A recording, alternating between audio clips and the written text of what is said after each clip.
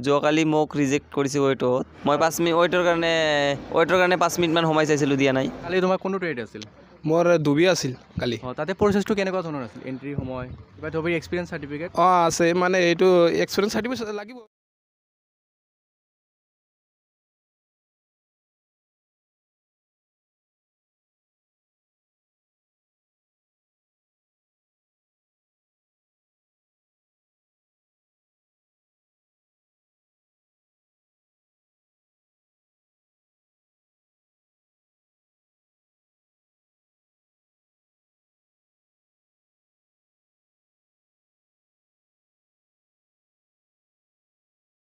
যোৱাকালি মোক ৰিজেক্ট কৰিছে ৱেইটত।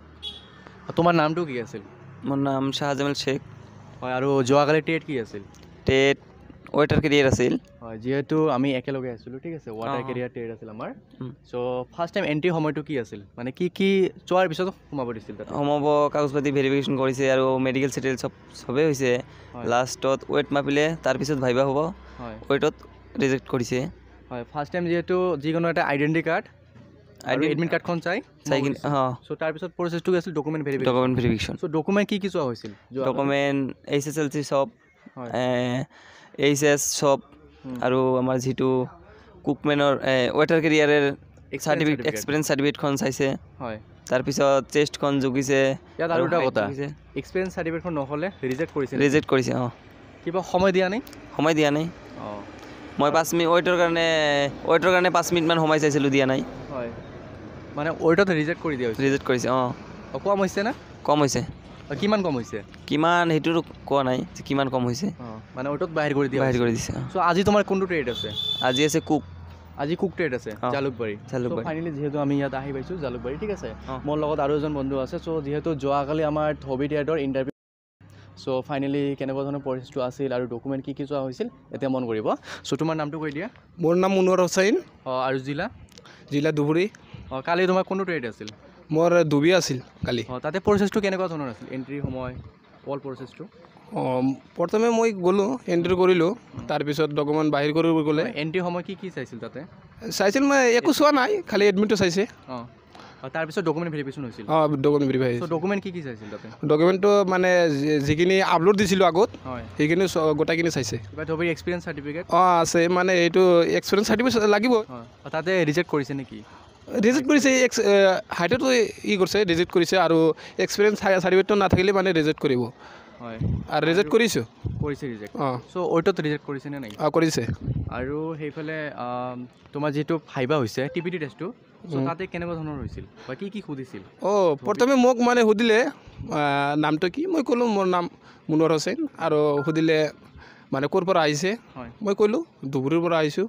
আৰু মোক সুধিলে মানে সেইটো চাৰ্টিফিকেট যে আনিছে এইটো ক'ৰ পৰা আনিছে, মই যিটোত কাম কৰিছিলোঁ মানে সেইটোৰ পৰা আনিছোঁ। আৰু মোক ক'লে কাম জানানে, মই ক'লোঁ হয় মই জানো, কামটো জানো। এইখিনি সুধি কিনি মোক এৰি দিছে। চ' তাতে কেণ্ডিডেট কিমান হৈছিল যোৱাকালি ধবি? 400 মান হ'ব। 400 মান। আৰু ঠিক আছে, হ'ব দিয়া। চ' বন্ধু বান্ধৱীসকল, যিহেতু ফাইনেলি মোৰ লগত দুজন বন্ধু আছিল, ঠিক আছে, যোৱাকালি এজন বন্ধুৰ ফাইনেলি ধবি ট্ৰেডৰ TPT টেষ্ট অৰ্থাৎ ভাইবা টেষ্টটো হৈ গ'ল। আৰু মোৰ লগত আৰু এজন বন্ধু আছিল, যিহেতু ৱাটাৰ কেৰিয়াৰ ট্ৰেড আছিল, ময়ো গৈছিলোঁ ভিতৰত, কিন্তু মই দিয়া নাই, ঠিক আছে, মই ভিতৰত গৈছিলোঁ। তাতে যিহেতু মানে ৱেইটত বাহিৰ কৰি দিয়া হৈছে।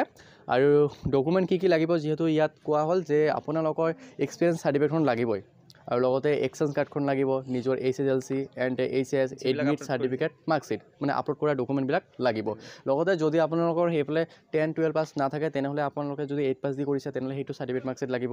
অ'কে, আৰু কিবা যদি বুজি পোৱা নাই তেনেহ'লে কমেণ্ট কৰি জনাব। আৰু লগতে আজি যিহেতু মই এতিয়া জালুকবাৰীত আছোঁ, ঠিক আছে, চ' এতিয়া আজি আমাৰ কুক ডেটৰ হ'ব। চ' ইয়াৰ ওপৰত কি সুধিব পাৰে, যিহেতু যোৱাকালি মই অলৰেডি কিছুমান কুৱেশ্যন কালেক্ট কৰিছোঁ। চ' আমাৰ ইয়াক সুধিছে, চ' মই এখন PDF আপলোড কৰিছোঁ, সেইটোৱে সুধিছে। চ' মানে চিকেন কেনেকৈ বনোৱা হয়, ঠিক আছে, বা চিকেন বনালে কি লাগে, বা চিকেন তুমি কেনেকৈ বনাব, ঠিক আছে, তাৰপিছত ৰুটি বনোৱা সঁজুলিটোৰ নাম কি। চ' এনেকুৱা ধৰণৰ কুৱেশ্যনবিলাক সুধিছে। যিহেতু মই অলৰেডি ইয়াৰ ওপৰত ভিডিঅ' আপলোড কৰিছোঁ, এখন PDF আপলোড কৰিছোঁ। চ' আপোনালোকে সেই PDFখন ফ'ল' কৰিব, 100% কোৱালিফাইড কৰিব পাৰিব।